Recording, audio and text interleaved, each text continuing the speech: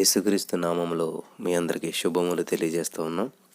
ఈరోజు మనం ధ్యానించబోయేటువంటి వాక్య ధ్యానం అపోస్తులైనటువంటి పౌలు గారు హెబ్రీలకు రాసినటువంటి పత్రిక 11వ అధ్యాయం 21వ వచనం నుంచి 40వ వచనం వరకు. 21వ వచనం చదువుకుందాం. విశ్వాసమును బట్టి యాకోబు అవసాన కాలమందు యోసేపు కుమారులలో ఒక్కొక్కని ఆశీర్వదించి తన చేతి కర్ర మొదలు మీద ఆనుకుని దేవునికి నమస్కారము చేశాను. ప్రార్థన. స్తోత్రం దేవా, సర్వోన్నతుడ, సర్వాధికారి, నీ అత్యున్నతమైన నామానికి లెక్కలేని స్థుతులు, స్తోత్రాలు, వందనాలు చెల్లిస్తూ ఉన్నాం. ఈ రోజున ఈ యొక్క అద్భుతమైనటువంటి వాక్యాన్ని ధ్యానిస్తూ ఉండగా మాతో మాట్లాడమని, నీ ఆత్మ అభిషేకమును కుమ్మరించమని ప్రార్థిస్తూ ఉన్నాం. ఇదిగో నా ప్రభావ పరిశుద్ధాత్మదేవ, ఈ సమయంలో వాక్యాన్ని మరి నా ప్రభావ మేము ధ్యానిస్తున్నప్పుడు ప్రతి విధమైనటువంటి అర్థమును, దాంట్లో ఉన్నటువంటి ఆత్మీయ అర్థమును అర్థం చేసుకుని మా ఆత్మీయతలు అభివృద్ధి చెందుటకు, విశ్వాసంలో బలపడటకు సహాయం చేయమని యేసు నామమున ప్రార్థించి పొందుకుని నమ్మ పరమ తండ్రి. ప్రియమైనటువంటి సహోదరి స్నేహితులరా, ఇక్కడ అపోస్తులైనటువంటి పౌలు గారు యేసుక్రీస్తు చనిపోయి పునరుత్థానుడై తిరిగి లేచి మరి అపోస్తులైనటువంటి పౌలు గారికి దర్శన రూపంలో కనపడి మాట్లాడినప్పుడు ఏం చేయాలో, ఎక్కడికి వెళ్ళాలో, ఎలా సువార్త ప్రకటించాలో అన్నీ అనుభవపూర్వకంగా తెలుసుకున్నప్పుడు తాను అనేక ప్రాంతాలలో ప్రయాణాలు చేస్తూ మరి అనేక సంఘాలను స్థాపించి తన జీవితం అంతా కూడా క్రీస్తు కొరకే అని సమర్పించుకుని జీవిస్తున్నటువంటి సమయాల్లో మరి ఆయన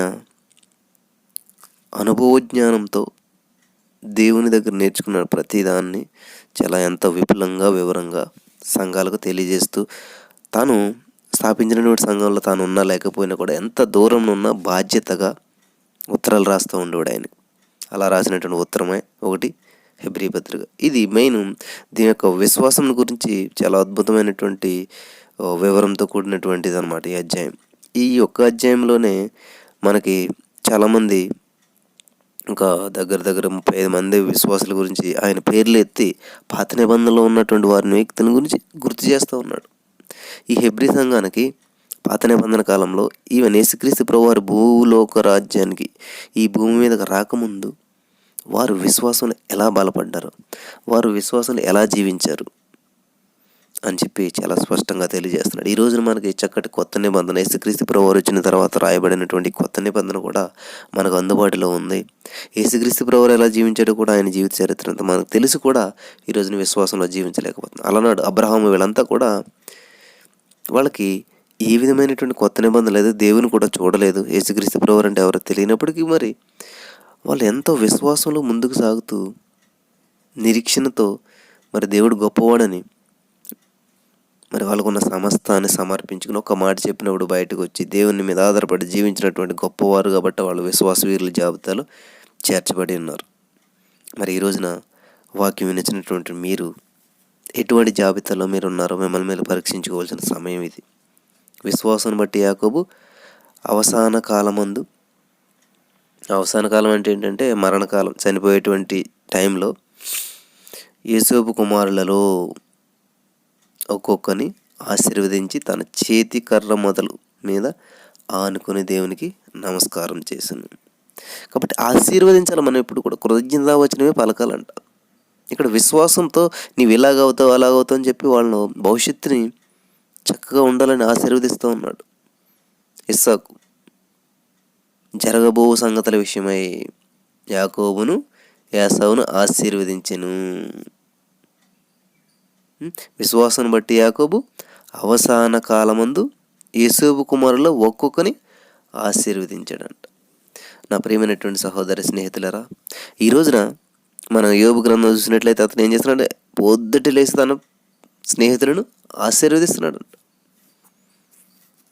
కాబట్టి నీలో విశ్వాసం అనేది ఎలా ఉండాలి, నువ్వు ఆశీర్వదించాలి. నేను ఆశీర్వదించాను, వాళ్ళు రాబోయే రోజులలో గొప్ప వాళ్ళుగా అవుతారు అని చెప్పి ఎంతో విశ్వాసంతో ఆయన వాళ్ళని ఆశీర్వదించాడు. యోసేపు తన అవసాన కాలమందు సమీపించిన విశ్వాసం బట్టి ఇజ్రాయేలు కుమారుల నిర్గమనమును గూర్చి ప్రశంసించి తన శల్యములను గూర్చి వారికి ఆజ్ఞాపించెను. చూడండి, యోసేపు ఏం చేశాడంటే మరణకాలం దగ్గరకు వచ్చినప్పుడు నా తండ్రి అయినటువంటి యాకోబు మరి నా తండ్రి అయినటువంటి వారు ఎక్కడైతే ఉన్నారో నా యొక్క శల్యములు అనగా ఎముకలను, నా యొక్క బోన్స్ని కూడా తీసుకెళ్ళి మీరు అక్కడే పాతి పెట్టండి అని చెప్పి ఆజ్ఞ ఇచ్చాడంట. తర్వాత చూడండి, మళ్ళీ మనకు అబ్రహాం గురించి ఎక్కువగా మాట్లాడటం జరుగుతుంది ఇక్కడ, ఎక్కువ వచనాలు. అలాగే తర్వాత మోసే గురించి కూడా చూడండి, మోసే పుట్టినప్పుడు అతని తల్లిదండ్రులు ఆ శిశువు సుందరుడై ఉండటం చూసి విశ్వాసం బట్టి రాజ్యాజ్ఞకు భయపడక 3 మాసములు అతనిని దాచిపెట్టిరి. యాక్చువల్గా ఏంటంటే పుట్టిన పిల్లని వెంటనే ఇచ్చేసేయాలి, చంపేస్తారన్నమాట వాళ్ళు. కానీ రాజాజ్ఞకు భయపడలేదంట. ఎప్పుడైతే నీలో విశ్వాసం ఉన్నదో లోకానికి భయపడవు, లోకంలో ఉన్న చట్టాలకి నువ్వు భయపడవు. అంటే భయపడటం అంటే వాటిని గౌరవించమని కాదు, అంటే వాళ్ళకి మంచి చేయటానికి ప్రాణాన్ని రిస్క్లో అని పెడతావు. ఇక్కడ భయపడలేదంటే ఏంటంటే వీళ్ళ ప్రాణం పోయినా పర్వాలేదు. ఎస్తేరు కూడా చూసినట్లయితే రాజాజ్ఞకు భయపడకుండా, అంటే ఆ సమయంలో వెళ్ళకూడదు కానీ వెళ్తూ ఉంది. ఎందుకోసం? తన ప్రజల కోసం, తన ప్రాణాన్ని పెట్టడానికైనా సిద్ధపడుతుంది. భయపడకంటే మూర్ఖత్వం అని కాదు ఇక్కడ. అంటే నేను పోయినా పర్లేదు, నా వాళ్ళు క్షేమంగా ఉండాలి అని చెప్పి ఇక్కడ వీళ్ళు చూడండి, విశ్వాసమును బట్టి రాజాజ్ఞకు భయపడక, విశ్వాసం బట్టి, ఇక్కడ మూర్ఖత్వం బట్టి కాదు. చాలామంది ఏం చేస్తారు, భయపడరు, ఎందుకంటే మూర్ఖత్వం అది వేరు. ఇక్కడ ఏంటంటే విశ్వాసమును బట్టి, వాళ్ళ విశ్వాసం ఏంటంటే దేవుడు ఖచ్చితంగా చేస్తాడు, దేవుడు నమ్మదగిన వాడు, ఎంత క్లిష్ట పరిస్థితుల్లోనైనా దేవుడు మాకు ఆధారము. 3 మాసములు అతను దాచిపెట్టి, 3 మాసాలు అంటే మాటలండి, 3 గంటలు కూడా మనం దాచిపెట్టలేం, అంత భయపడుతూ ఉంటుంటాం. శద్రకు మెషకు అబేద్నెగో వారు కూడా కాపాడటకు మంగం దేవుడు సమర్థుడు, ఒకవేళ కాపాడకపోయినా కూడా మేము చనిపోతే పరలోకంలో కళ్ళు తెరుస్తాం. అదండి విశ్వాసం అంటే. జీవితం లైఫ్ అండ్ డెత్ ఎదురైనప్పుడు నువ్వు నిలబడతా చూడు, అది విశ్వాసం అంటే. నీకు అన్నీ అనుకూలంగా ఉండి లేదు స్తోత్రం ఆమెను అనుకోవటం, అది కాదు విశ్వాసం. నీ పరిస్థితులన్నీ తలకిందులైపోయినా, నీ జీవితం అయోమయమైనటువంటి పరిస్థితిలో ఉన్నా కూడా విశ్వాసాన్ని విడిచిపెట్టకుండా, విశ్వాసం కర్తయు దాన్ని కొనసాగించి వాడినైనా యేసు వైపు చూస్తూ నువ్వు ముందుకు సాగుతూ ఉంటావే, అది అసలైనటువంటి జీవితం. నీ పిల్లలంతా బాగుండి, నీ భర్త అంతా బాగుండి, నీ కుటుంబం అంతా బాగుండి, నీ అత్తమామలంతా బాగుండి, నీ బంధువులంతా బాగుండి, నేను అంతా అప్రిషియేట్ చేస్తూ ఉన్నప్పుడు నువ్వు విశ్వాసంలో ఉంటే అది విశ్వాసం కాదు. నీకెవరు సపోర్ట్ చేయకపోయినా నీ ఒంటరి జీవితంలో జీవిస్తూ, నీ పరిస్థితులను అననుకూలంగా ఉన్నా ఆదరించి వారు లేకపోయినా, ఆత్మీయులే నిన్ను అంధకారంలోకి త్రోసివేసిన, ఏది ఏమి చేసినా నీలో ఉన్న విశ్వాసం చిక్కు చెదరకుండా ఉన్నటువంటి విశ్వాసం నిజమైన విశ్వాసం. ఆ విశ్వాసానికి చెదలు పట్టకూడదు, ఆ విశ్వాసానికి తుప్పు పట్టకూడదు, పరిస్థితుల ప్రభావం విశ్వాసం మీద పడకూడదు. అందుకని వీళ్ళు విశ్వాస వీరులు అయ్యారండి. హల్లెలూయా. మరి మోసే తల్లికి ఎంత విశ్వాసం ఉండి ఉంటుంది, చంపేస్తే చంపేశాడు, నా కొడుకుని చంపక నేనుంటే ఏంటి అని చెప్పి రిస్క్ తీసుకుని ఏం చేస్తూ ఉందంట, రాజాజ్ఞకు భయపడక. చూడండి, విశ్వాసం అనేది ఎంత గొప్పదో చూసారు. రాజు ఆజ్ఞ కంటే విశ్వాసం చాలా గొప్పదని నిరూపించారండి వాళ్ళు. దాచిపెట్టిరి. మోషే పెద్దవాడైనప్పుడు విశ్వాసం బట్టి ఐగుప్తు ధనం నుండి క్రీస్తు విషయమైన నింద గొప్ప భాగ్యమని ఎంచుకుని అల్పకాలము పాపభావం అనుభవించడం కంటే దేవుని ప్రజలతో శ్రమ అనుభవించటే మేలు. ఏది మేలు? అల్పకాలమైనటువంటి పాపభోగం అనుభవించడం కంటే దేవుని ప్రజలతో శ్రమ అనుభవించటే మేలు. ఈరోజున వాక్యం వినిచినటువంటి మీరు అల్పకాల పాపభోగము అంటే మీకు తెలుసు, అక్రమంగా వస్తుంది, లంచం తీసుకుంటారు, అక్రమంగా వస్తుంది, ఇంకా ఏదో చేస్తూ ఉంటారు, అడ్డదారుల్లో ఉద్యోగాలు సంపాదించుకోవటం, లేకపోతే మనం చూడండి కొంచెం లంచం పెట్టి ఏం చేస్తుంటే జాబ్ సంపాదించుకుంటాం, వావ్ మనకి సాటిస్ఫాక్షన్ అనిపించేస్తుంటుంది. కానీ అది అల్పకాలపు సుఖభోగం అనమాట. నువ్వు చేసే ఉద్యోగం మహా ఉంటే ఎన్ని సంవత్సరాలు, 60 సంవత్సరాల వయసు వచ్చే వరకు చేయనిస్తారు, అంటే అంత ఆల్రెడీ 30 సంవత్సరాలు వచ్చేసి ఉంటాయి. అంటే 30 సంవత్సరాలు అంటే చాలా అల్పకాలం అనమాట. అది ఆ యొక్క సుఖము, ఆ ఉద్యోగం ద్వారా వచ్చే సుఖం అనుభవించడం కంటే ఇంకా ఉంటుంది. ఈ రోజున శరీరాన్ని నమ్ముకుంటుంటారు, అల్పకాలపు సుఖం. ఆ శరీరాన్ని నమ్ముకుని సంపాదిస్తారు, ఆ సుఖం కంటే నిందలో అవమానాలతో కూడినటువంటి నీతి జీవితమే చాలంట. చూడండి, లావు అయినటువంటి బోధకాలు కంటే ఆరోగ్యవంతమైనటువంటి సన్నని కాలే మేలు కదా. ఆరోగ్యవంతమైనటువంటి కాలు సన్నగా ఉంటుంది, చిన్నగా ఉంటుంది. కానీ బోధకాలు చాలా పెద్దగా ఉంటుంది, చాలా లావుగా ఉంటుంది. ఫైలేరియా వచ్చింది చూశారు కదా మీరు. బోధకాలు సంతోషపడతారా? అరే నాకు ఇంత లావు కాలు ఉన్నది, ఎవరన్నా సంతోషపడతారా? లేదు, చాలా బాధపడతారు. ఈరోజు నువ్వు అన్యాయంగా సంపాదిస్తున్నటువంటి సంపాదన అవ్వచ్చు, జీవితం అవ్వచ్చు, అన్యాయంగా జీవిస్తున్నటువంటి జీవితం అవ్వచ్చు, ఈ రోజున అక్రమంగా జీవిస్తున్నటువంటి బిల్డింగ్లు అవ్వచ్చు, ఇవన్నీ కార్లు ఇట్లా తిరుగుతూ ఉంటుంటారు. అది అల్పకాలపు సుఖభోగము. కాబట్టి ఈరోజు నువ్వు ఎటువంటి జీవితాన్ని జీవిస్తున్నావు, ఎటువంటి విశ్వాసాన్ని కలిగి ఉన్నావు అని దేవుడు నీతో మాట్లాడుతూ ఉన్నాడు. నీతితో కూడింది కొంచెమే చాలు. నువ్వు నీతిగా జీవిస్తున్నావా? గుడిసెలు అయినా ప్రాబ్లం లేదు, నో ప్రాబ్లం. కానీ అబ్రహాం గుడారంలో జీవిస్తున్నాడు, విశ్వాసం మాత్రం 100 అంతస్తులు ఉంది. విశ్వాసం చెక్కు చెదరని విశ్వాసం, పెద్ద పెద్ద బిల్డింగ్స్తో కూడుతుంది. ఆ విశ్వాసం అతను ఏం చేసిందంట? ఉన్నతమైన స్థితికి తీసుకెళ్ళింది. అతను ఉన్నతమైనటువంటి స్థితి కాదు, అతని యొక్క నేచర్ కాదు, అతనిలో ఉన్నటువంటి విశ్వాసం, దేవుని మీద ఉన్న విశ్వాసం గొప్పవాడిని చేసింది. తండ్రిగానే చేసింది. చూడండి, అల్పకాలపు పాపభోగం అనుభవించడం కంటే దేవుని ప్రజలతో శ్రమ అనుభవించుట మేలు. ఫరో యొక్క కుమారుడని అనిపించుటకు ఒప్పుకొనలేదు. ఎలైనగా అతడు ప్రతిఫలముగా కలగబో బహుమానమందు దృష్టి ఉంచెను. ప్రతిఫలముగా కలుగు బహుమానము ఏంటండి? బహుమానం యేసుప్రభువుని నమ్ముకుంటే నిందలు బహుమానం, యేసుప్రభువుని నమ్ముకుంటే టయానికి పడుకోలేం, టయానికి తినలేం, ఇట్లాగా చాలా ఇబ్బందులు ఉంటుంటాయి. అదా బహుమానం? ఏముంది బ్రదర్ చెప్పండి, మంచి బహుమానం ఉంటుంది అంటున్నారు కదా. ఇక్కడ ఉన్నది బహుమానం అంటే నువ్వు రన్నింగ్ చేస్తున్నప్పుడు మధ్యలో పట్టుకొచ్చి ఇచ్చే వాటర్ కాదు బహుమానం అంటే. నువ్వు రన్నింగ్ చేస్తున్నప్పుడు మధ్యలో పట్టుకొచ్చి ఇచ్చేటువంటి బిస్కెట్లు కాదు బహుమానం అంటే. నువ్వు రన్నింగ్ విన్ అయిన తర్వాత ఇస్తారు గోల్డ్ మెడల్, అది బహుమానం. చివరి ఉంటుంది బహుమానం. నీకు మధ్యలో రాదు, నీకు రన్నింగ్లో ఉండగా రాదు, రన్నింగ్ చేస్తున్నప్పుడు రాదు, రన్నింగ్ ముగించిన తర్వాత నీకు వస్తుంది బహుమానం, గోల్డ్ మెడల్. గోల్డ్ మెడలే కాదు, అప్రిషియేషన్ వస్తుంది నీకు. గోల్డ్ మెడలే కాదు, నీవు ఘనత వహిస్తావు. చాలా ఉన్నతంగా ఉంటుంది అది. కానీ నువ్వు పరుగు పెడుతున్నప్పుడే నువ్వు ఫలితాన్ని ఆశించావంటే నువ్వు చాలా పడుతున్నటువంటి వ్యక్తి అనమాట. అల్పకాలమైనటువంటి సుఖాన్ని అనుభవించేటువంటి వ్యక్తి అనమాట. నేను పరుగు పెడతా ఉన్నాను, నాకు బహుమానం రాలేదు అని నువ్వు నిరుత్సాహపడుతున్నావా? పరుగు నువ్వు తుదముట్టించు, ఫలితం దాని అంతటా అదే వస్తుంది. హల్లెలూయా. చూడండి, ఎక్కడన్నా ఏదైనా రన్నింగ్లో కానీ ఏదైనా మధ్యలో ఉండగా వ్యక్తికి ఎక్కడన్నా బహుమానం ఇచ్చినట్లు మీరు చూసారా? రన్నింగ్ చివర తుదముట్టించినప్పుడు ఎవరైతే తుదముట్టిస్తారో, ఎవరైతే అంతం వరకు సహిస్తారో వాళ్ళకే ఆ యొక్క కిరీటాన్ని, ఆ యొక్క గోల్డ్ మెడల్ని, ఆ యొక్క మెడల్స్ని మెడలో వేస్తారు తప్ప పరిగెడుతూ బాగా పరిగెట్టు మధ్యలో ఆగిపోయిన వాళ్ళకి ఎవరికైనా ఎప్పుడన్నా ఇచ్చారా? ఈరోజున పరుగు పెడుతున్నారు చాలామంది, విశ్వాసంలో పరుగులు పెడతా ఉన్నారు. కానీ కొంత దూరం వచ్చి ఆయాసపడి ఆగిపోతూ ఉన్నారు. నువ్వు ఆయాసపడి ఆగిపోయినటువంటి విశ్వాసవా? నువ్వు ఆయాసంతో ఆగిపోయినటువంటి స్థితిలో నీవు ఉన్నావా? ఇంతకాలం పరిగెట్టావు, ఇంకా నేను పరుగు పెట్టలేను, ఇంకా నా పరుగు తుదముట్టించలేను నేను అని చెప్పి తుదముట్టించే సమయంలో, దగ్గరకు వచ్చేసే సమయంలో, టార్గెట్ని రీచ్ అయ్యేటువంటి సమయం వచ్చేస్తూ ఉన్నప్పుడు నువ్వు ఆగిపోయావా? అయితే దేవుడు నీతో మాట్లాడుతూ ఉన్నాడు. ప్రతిఫలముగా కలగబోవు బహుమానమందు దృష్టి ఉంచవలను.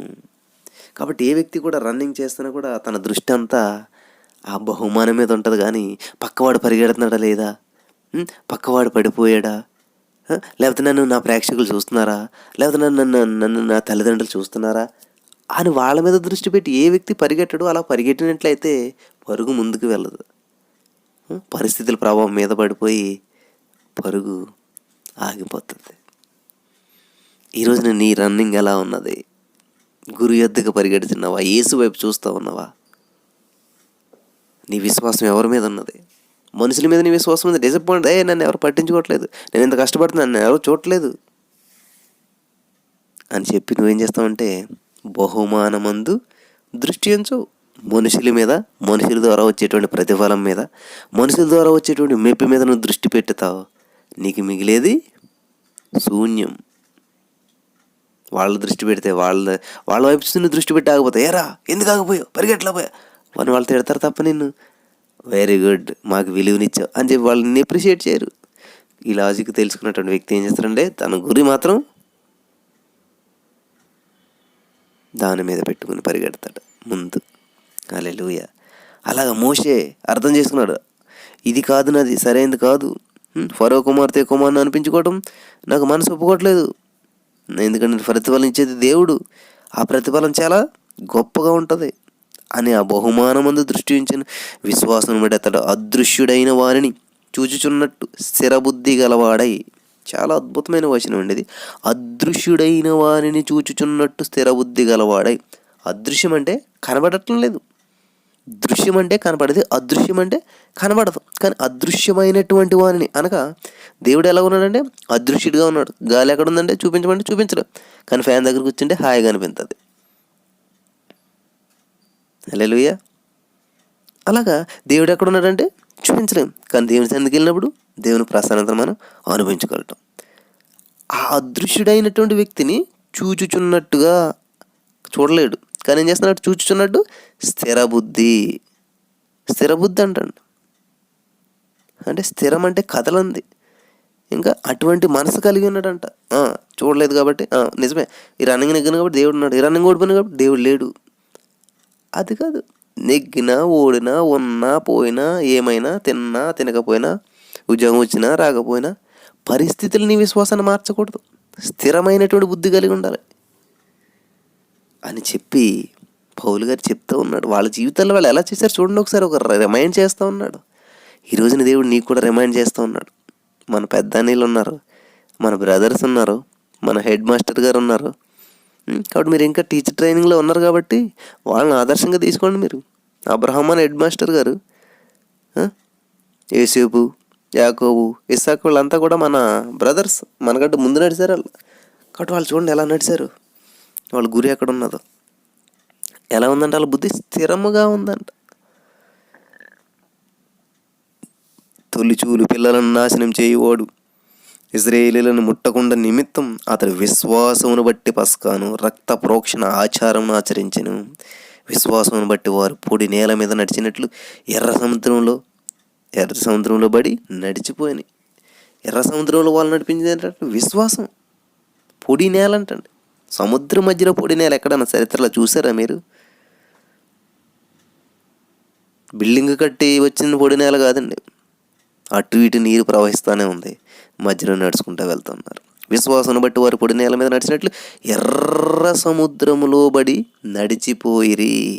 కాబట్టి నీ సమస్యలు అనేటువంటి రహదారి గుండా, నీ నిరుద్యోగ సమస్య గుండా, ఆ నిరుద్యోగం అనేటువంటి సముద్రం నేను ఆపలేదు. దాన్ని నేను చేస్తావు 2 పాయలు చేసి ఆరిన నేలలో. ప్రపంచం అంతా కూడా ఆర్థిక మాన్యం వచ్చి పడిపోయినా కూడా నువ్వు ఆరిన నేల నడుచుకుంటూ వెళ్తావు, సమృద్ధిలో నువ్వు నడుచుకుంటూ వెళ్తావు. ప్రపంచం నిన్ను ప్రభావితం చేయలేదు, పరిస్థితులు నిన్ను ప్రభావితం చేయలేదు, చుట్టుపక్కల వ్యక్తులు నిన్ను ప్రభావితం చేయలేరు. అటు ఇటు గోడలుగా వాళ్ళని కాపలా కాస్తారు. ఏదైతే నేను ముంచాలనుకున్నదో అదే నీకు కాపలా కాస్తుంది, గోడగా అటు ఇటు కూడా. ఏదైతే నేను నాశనం చేయాలనుకున్నదో అదే నీకు ఏం చేస్తుంది, కాపలా కాస్తుంది. చూడండి, గోడల కింద అయిపోయినాయి అంటే వాటర్. ఏ వాటర్ అయితే ముంచేయాలని చూస్తుందో, ఏ వాటర్ అయితే వీళ్ళకి హాని చేయాలని చూస్తుందో, ఏ వాటర్ అయితే అడ్డుగా నిలిచిందో అదే మార్గాన్ని ఏర్పాటు చేసేలాగా దేవుడు చేశాడు. కేవలం విశ్వాసము. హల్లెలూయా.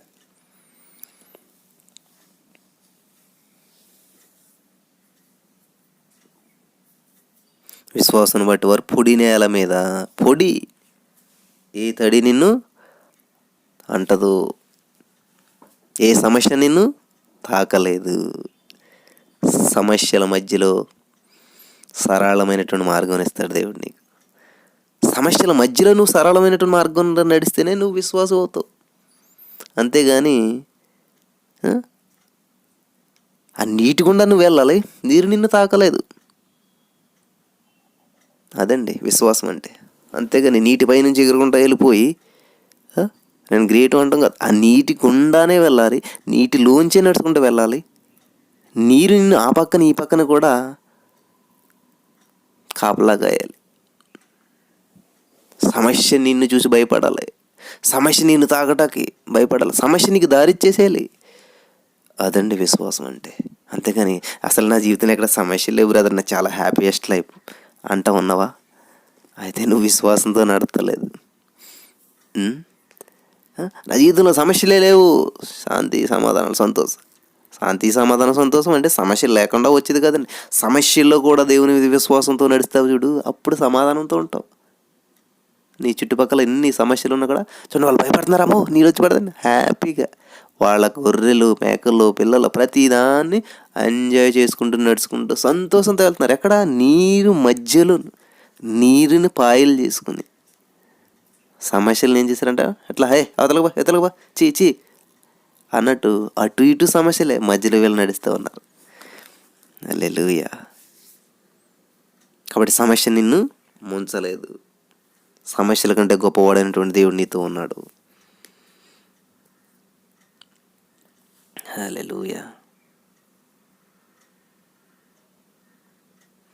తొలిచూలు పిల్లలను నాశనం చేయువాడు, ఇజ్రాయేలును ముట్టగుండ నిమిత్తం అతడు విశ్వాసం బట్టి పసక రక్త ప్రోసన ఆచార్య. విశ్వాసం బట్టి వారు పొడి నేల మీద నడిచినట్లు ఎర్ర సముద్రంలో పడి నడిచిపోయి, ఐగుప్తీయులు కూడా అలాగే చూసి మునిగిపోయారంట.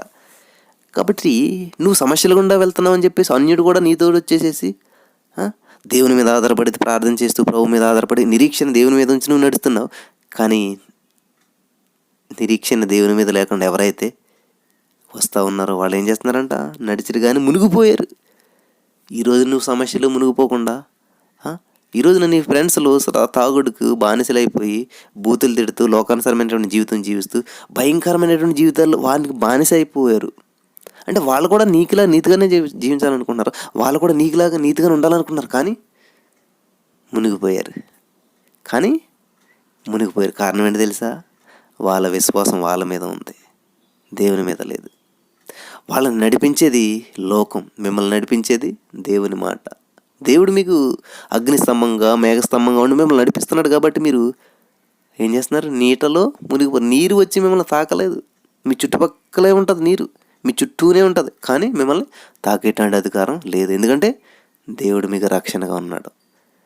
ఇజ్రాయేల్ ప్రజల్ని తరుముతున్న ఐగుప్తీయులు వచ్చారు, అదే సముద్రం అదే నీరు, నడక ప్రారంభించారు కానీ దాన్ని కొనసాగించలేకపోయారు, దాన్ని గమ్యం చేరుకోలేకపోయారు, మునిగిపోయారు.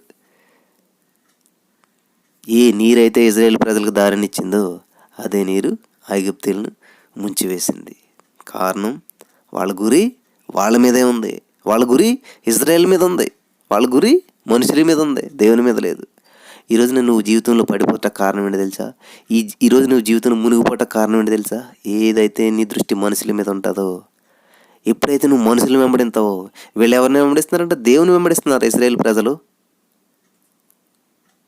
ఇజ్రాయేల్ ప్రజల్ని పాడు చేయాలని, ఇజ్రాయేల్ ప్రజలు నాశనం చేయాలని వాళ్ళ మీద వీళ్ళు టార్గెట్ పెట్టుకున్నారు. వీళ్ళు ఏమయ్యారంటే మునిగిపోయారు. ఈరోజు మరి నువ్వు ఎటువంటి జీవితం జీవిస్తున్నావు? మునిగిపోతున్నావా? పడిపోతున్నావా? ఇజ్రాయేల్ ప్రజల్ని మరి తరుముతున్నటువంటి ఆ యొక్క ఐగుప్తీయుల వలె ఐగుప్తీయులు కూడా అలాగ చేయజూచి ఏమైపోయారంట? మునిగిపోయిరి. కాబట్టి ఎవరో చేస్తున్నారని చేస్తే నువ్వు మునిగిపోతావు, ఎవరో చేస్తున్నారని చేస్తే నువ్వు మునిగిపోతావు. కాబట్టి నువ్వు దేవుని మీద దృష్టి ఉంచి, నాకు దేవునికి మధ్య జరుగుతున్నటువంటిది ఇది, కాబట్టి దేవుడు నాకు తోడుగా ఉన్నాడు. అటు పక్కన 1000 మంది పడిన ఇటు పక్కన 10,000 మందికి ఉన్న అపాయం నా ఎద్దకు రాదు. విస్తారమైనటువంటి జలములు నా చుట్టూ అంధకారంలో నన్ను అలుముకొని ఉన్నాయి, కానీ నీటి చుక్క నా మీద పడదు. అదండి విశ్వాసం అంటే. విశ్వాసం బట్టి 7 దినముల వరకు ప్రదక్షిణం చేయబడిన తర్వాత ఎరుకో గోడలు కూలెను. యుద్ధం చేయలేదండి, వాళ్ళు ఇన్స్ట్రక్షన్ ఫాలో అయ్యారు అన్నమాట. దేవుడు ఇచ్చినటువంటి ఆజ్ఞను పాటించాలి నువ్వు. యుద్ధం చేయవసరం లేదు, దేవుడు ఏం చెప్తున్నాడో విని దాన్ని ఫాలో అయిపోతే సరిపోతున్నమాట. తిరగండి బాబు చుట్టూను 7 రోజులు ప్రార్థన చేసుకుంటా స్తోత్రం అనుకుంటూ తిరగండి, కత్తి పట్ట అవసరం లేదు, యుద్ధం చేయవసరం లేదు అన్నట్టు. అదేంటి విశ్వాసం? చెప్పాడు దేవుడు, నమ్మేశారంతే. ఏంటి ప్రభా అంతంత 3 రథాలు వెళ్ళేటువంటి గోడ అంటే ఎంత వెడల్పు ఉంటుంది చూడండి. అలాంటి గోడలో కూలిపోవటం ఏంటి? ఎన్ని బాంబులు ఎట్టాలి, ఎన్ని చేయలే, కనలేదు. విశ్వాసమును బట్టి ఏం చేశారంటే ఎడుకో కోటలు కూలిపోయినాయి. విశ్వాసం బట్టి రాహాబు అని వేషే వేగుల వారిని సమాధానంగా చేర్చుకున్నాను, అవిధేయులతో పాటు నశింపకపోయాను. చూడండి, రాహాబు స్టోరీ మీకు అందరికీ తెలుసు. ఆమె ఏం చేసింది? విశ్వసించింది. ఇజ్రాయేల్ దేవుడు గొప్పవాడు, నిజమే, వీళ్ళందరినీ నాశనం చేస్తాడు, ఈ ఈ ప్రజలందరినీ నాశనం చేస్తాడు కాబట్టి అది నిజమే అని నమ్మింది. వేగుల వారికి ఏమిచ్చిందంట? సమాధానంగా చేర్చుకుంది. అలా చేర్చుకోవడం వల్ల అవిధేయులతో పాటు నశింపకపోయింది. మిగతా వాళ్ళంతా అవిధేయులు, ఏం చేస్తారు మనకు అన్నట్లు, వినలేదు, సువార్తను వినరు, దేవుని మాట నమ్మరు. వాళ్ళంతా ఎంతంట? అవిధేయులు. నువ్వు నమ్మినట్లయితే, విశ్వసించినట్లయితే నువ్వు అలా జీవించవు, లోకంతో పాటు జీవించవు, లోకానికి వేరే జీవించవు. అందరూ వినలేదండి, రాహాబు వింది. ఏమైందంటే అవిధేయులతో పాటు నశించకపోయాను. ఇక నువ్వు ఏమి చెప్పుదును? గిద్యోను, బారాకు, సంసోను, యెఫ్తా, దావీదు, సమూయేలు వీరందరిని గురించి, ప్రవక్తలను గురించి వివరించడానికి సమయం చాలదు. ఇలాగ విశ్వాసుల లిస్ట్ చూసుకుంటా పోతే చాలా ఉన్నది. ఎందుకని వాళ్ళందరూ ఎగ్జాంపుల్స్ చెప్పుకుంటున్నాం మనం, ఎందుకని వాళ్ళ గురించి మనం ధ్యానిస్తూ ఉన్నామంటే వాళ్ళ జీవితాల్లో దేవునికి ఇచ్చినటువంటి ప్రాధాన్యత అంతా ఇంత కాదండి. వాళ్ళ జీవితాలు జీవించిందే దేవుని కొరకు జీవించారు. కాబట్టి ఈ రోజున మనకు ఒక చక్కటి మాదిరించి వెళ్ళారు. నా ప్రియమైనటువంటి సహోదరి స్నేహితుల వాక్యం వినిచినటువంటి నీవు నీ పిల్లలకి ఏం మాదిరించుతున్నావు? చక్కటి ఇల్లు కొన్నావా? చక్కటి కారు కొన్నావా? చక్కటి పొలం కొన్నావా? అది ఇచ్చి వెళ్తున్నావా నీ పిల్లలకి? అది మీ పిల్లల్ని పరలోక రాజ్యం నడిపించకపోవచ్చు, కానీ నీవు జీవిస్తున్నవే విశ్వాసపు జీవితం. నీ దగ్గర ఏమీ లేదు, అయినా నీ పిల్లల్ని మంచిగా చదివిస్తున్నావు. నీది చిన్న ఉద్యోగమే, కానీ వాళ్ళని పెద్ద చదువులు చదివిస్తున్నావు. నీకు ఉన్నటువంటి చిన్న ఉద్యోగమే, నీకు వచ్చేటువంటి ఆదాయం చాలా చిన్నదే, కానీ మంచి ఇంట్లో జీవిస్తున్నావు, మంచి స్థితిలో నీవు ఉన్నావు. ఇదంతా ఏంటి? విశ్వాసం. అది చెప్పినావా నీ పిల్లలకి? అది బోధిస్తున్నావా నీ పిల్లలకి? విశ్వాసంలో ఎలా జీవించాలో, విశ్వాసంలో ఎలా నడవాలో, విశ్వాసంలో ఎలా పరిగెత్తాలో అది నేర్పిస్తున్నావా? నీ భార్యకి, నీ భర్తకి, నీ పిల్లలకి, నీ కుటుంబానికి, నీ సమాజానికి, నీ సంఘానికి ఇది చూపించగలుగుతున్నావా? విశ్వాసంతో ఎలా ఇల్లు కట్టొచ్చో. నా జీవితంలో నేను అదే చేశాను. మా నాన్నగారు ఎన్నో ప్రయత్నాలు చేసి ఇల్లు కట్టలేకపోయారు. 25 సంవత్సరాల వయసులో ఏమీ ఆధారం లేక నేను కేవలం 200 రూపాయలతో హైదరాబాద్ పట్టణం వచ్చి లెఫ్ట్ ఏంటో రైట్ ఏంటో తెలియనటువంటి జీవితం జీవిస్తున్న నన్ను దేవుడు ప్రత్యేకపరిచి ఆయన యొక్క ఉచితమైన మహాకృపను బట్టి నేను జీరో అని ఒప్పుకున్నప్పుడు దేవుని దగ్గర, లేదు నేను హీరోని చేస్తానని దేవుడు ఏం చేయడంటే నన్ను, నా యొక్క ఆ విధేయతను చూసి దేవుడు నన్ను వెనక్కి పెట్టి ఆయన ముందుండి ఒక అద్భుతమైనటువంటి ఇల్లుని కట్టించాడు. అందరూ ఆశ్చర్యపోయారు, వీడు ఎంతో తెంగరుడు అనుకున్నాం, కానీ వీడు నమ్ముకున్నటువంటి దేవుడు గొప్పవాడు నిజంగా అని చెప్పి చాలా లక్షల విలువైనటువంటి బిల్డింగ్ని 200 రూపాయలతో వచ్చినటువంటి నా చేత విత్-ఇన్ మంత్స్లో దేవుడు కంప్లీట్ చేయించాడు. కాబట్టి నీవు నీ శక్తి సామర్థ్యాలను బట్టి నువ్వు చేయాలంటే కనీసం భోజనానికే కష్టమైపోద్ది మనకి. అటువంటి పరిస్థితుల్లో ఉండేవాళ్ళు, ఒక పూట తింటే 2 పూట ఉండేది కాదు. అట్లాంటి జీవితాలు జీవిస్తున్నప్పుడు ఇల్లు కట్టుకునే స్టేజ్కి వెళ్ళగలుగుతామా? ఎప్పుడైతే దేవుని మీద ఆధారపడతావో శూర కార్యములు చేస్తామంట. హల్లెలూయా. కాబట్టి వారి విశ్వాసం ద్వారా రాజ్యములను జయించిరి. చూసి, రాజ్యాన్ని జయించడానికి ఏం కావాలంట? బలమో శౌర్యమో అది కాదు, విశ్వాసం.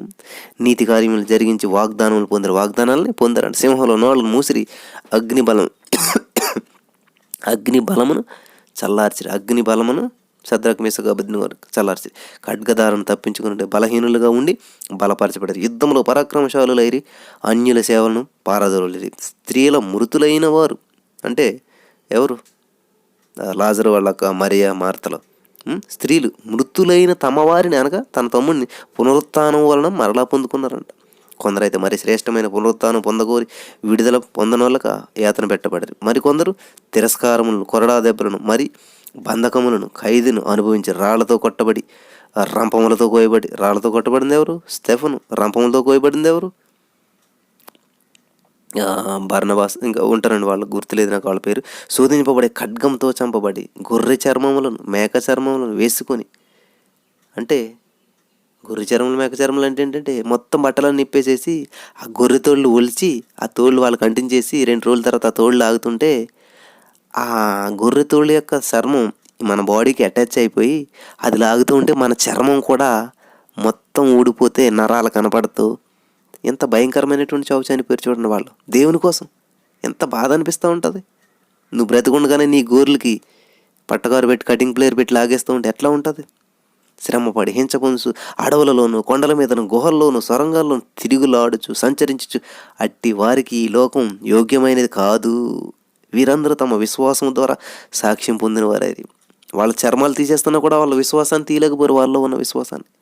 మనం లేకుండా సంపూర్ణ కాకుండా నిమిత్తం దేవుడు మన కొరకు మరి శ్రేష్టమైన దాన్ని ముందుగా సిద్ధపరిచిన కనుక వీరు వాగ్దాన ఫలము అనుభవింపలేదు. ఇంకాను మనం అందరం ఉండాలి, అందరం కలిసి జీవిస్తాం. చాలా అద్భుతమైనటువంటి వాక్యం కదా. చూడండి, వాళ్ళ తలకాయ తీసేస్తున్నా కూడా నా నా నా నా మెడకాయ మీద ఉన్నటువంటి తలకాయనైతే నువ్వు తీయగలదు, కానీ నా మనసులో ఉన్నటువంటి విశ్వాసాన్ని నువ్వు తీయలేవు. అవసరమైతే నా తలకాయ ఇస్తా, కానీ నాలో ఉన్న విశ్వాసాన్ని నేను మాత్రం ఇవ్వను అన్నాడు పౌలు గారు. సింహాల బోన్లో వేసుకోండి, నా ప్రాణం ఇస్తా, కానీ నాలో ఉన్న విశ్వాసం మాత్రం చెక్కు చెదరనివ్వను. స్థిరం, స్టాండర్డ్ అది. ఇంకా అగ్నిలో వేసుకోండి పర్వాలేదు, కానీ మాలో విశ్వాసం మాత్రం దానికి ఇంత అగ్ని కూడా అంటానేమో. ఆ విశ్వాసాన్ని ఏ అగ్ని తాకలేదు. చేసుకోండి, పోనీ చనిపోతాం, పరలోక రాజ్యం వెళ్ళిపోతాం. అదండి విశ్వాసం. అంతే. పరిస్థితులు నిన్ను ప్రభావితం చేస్తే అది విశ్వాసం కాదు. పక్క వాళ్ళ మాటలు నిన్ను ప్రభావితం చేస్తే అది విశ్వాసం కాదు. ఏది ఏమైనా లోకం తలకిందులైనా నీలో ఉన్నటువంటి ఆ యొక్క విశ్వాసం చిక్కు చెదరకుండా ఉంటుంది చూడండి, అది స్థిరమైనటువంటి విశ్వాసం. ఈ రోజున వాక్యం విన్నటువంటి నీవు ఎటువంటి విశ్వాసంతో జీవిస్తూ ఉన్నావు? ఇంతమంది లిస్ట్ ఉంది ఇక్కడే, ఇంతమంది లిస్టుని గుర్తు చేయడు పౌలు గారు. మరి ఇంతమంది జీవితాల చరిత్ర విన్న తర్వాత కూడా నువ్వు దేని కొరకు జీవిస్తున్నావు? లోకంలో లోకాసుల కొరకు ప్రయాసపడుతున్నావు. ఉద్యోగం, భార్య, పిల్లలు, ఇదే జీవితం అనుకుంటున్నావా? అయితే దేవుడు నీతోటే మాట్లాడాలి. ఇవన్నీ మంచిదే, కానీ విశ్వాసం ద్వారా ఇవన్నీ స్వతంత్రించుకోవాలి. నీ ఉద్యోగం విశ్వాసం ద్వారా రావాలి. అసలు నీతిమంతుడు విశ్వాసం మూలంగానే జీవించాలని వాక్యం చెప్తుంది. ఒక నీటిలో ఉన్న చేపకు ఆక్సిజన్ ఎంత ఇంపార్టెంటో అది నీవు కూడా అలాగే జీవించాలి. భూమి మీద జీవిస్తున్నటువంటి నీకు ఈ యొక్క ప్రాణవాయువు ఎంత ఇంపార్టెంటో అలా జీవించాలి. ప్రార్థించుకుందాం. స్తోత్రం దేవా, చాలా అద్భుతమైనటువంటి విషయాలు మాతో మాట్లాడి విన్న వాక్యం వ్యర్థం కాకుండా ప్రతి హృదయం నాటబడి ఫలించి అభివృద్ధి చెందినట్లు సహాయం చేయమని, నీ కృపచేత మమ్మల్ని నడిపించమని, విశ్వాసం గురించిన ప్రభా అద్భుతమైనటువంటి అధ్యాయాన్ని మేము ధ్యానించి ఉన్నాం. ఎవరైతే ఈ రోజున వాక్యం విన్నారో, ఎవరైతే నా ప్రభు ఈ వాక్యం ద్వారా బలపడి ఉన్నారో వారందరినీ జ్ఞాపకం చేసుకోండి. వారి జీవితంలో గొప్ప మేలులు, ఆశీర్వాదాలు దయచేయండి. ఈ రోజు నుంచి మేమంతా నీతిమంతులు, నీ రక్తంలో కడగబడ్డాం కాబట్టి మేము విశ్వాస మూలంగా జీవించాలి. పరిస్థితులు మనం ప్రభావితం చేయకూడదు దేవా. ఈ లోకంలో ఉన్న ఏది కూడా మమ్మల్ని చెక్కు చెదరని విశ్వాసంగా మాలో విశ్వాసం ఉండాలి నా ప్రభా. మరి అటువంటి జీవితం జీవించాలని ఈ రోజున తీర్మానం చేసుకుని వీరందరిపై నీ ఆత్మాభిషేకం కుమ్మరించమని, నీలో ఫలింప చేయమని, విన్న వాక్యం వ్యర్థం కాకుండా ప్రతి హృదయంలో నాటబడాలి, ఫలించాలి యేసయ్య. అది 30 అంతలుగా, 60 అంతలుగా, మరి నా ప్రభు 100 అంతలుగా, 1000 అంతలుగా ఫలింప చేయమని ప్రార్థిస్తున్నాను. నువ్వు ఫలింప చేస్తున్నందుకు నీకు వందనములు చెల్లిస్తూ నమ్మి పొందుకొని ప్రార్థిస్తున్నాను నా పరమ తండ్రి. Amen, amen, amen. Praise the lord. మేము చేసే ప్రతి వీడియో అప్డేట్స్ కూడా మీకు నోటిఫికేషన్ రూపంలో రావాలి అంటే మీ ఫోన్లో జీసస్ ఆల్మైటీ గాడ్ యూట్యూబ్ ఛానల్లో సబ్స్క్రైబ్ అనే బటన్ని ప్రెస్ చేసి దాని పక్కనే ఉన్న బెల్ బటన్ని కూడా ప్రెస్ చేయండి. దీని ద్వారా మేము చేసే ప్రతి వీడియో అప్డేట్స్ మీకు నోటిఫికేషన్ రూపంలో వస్తాయి. Thank you.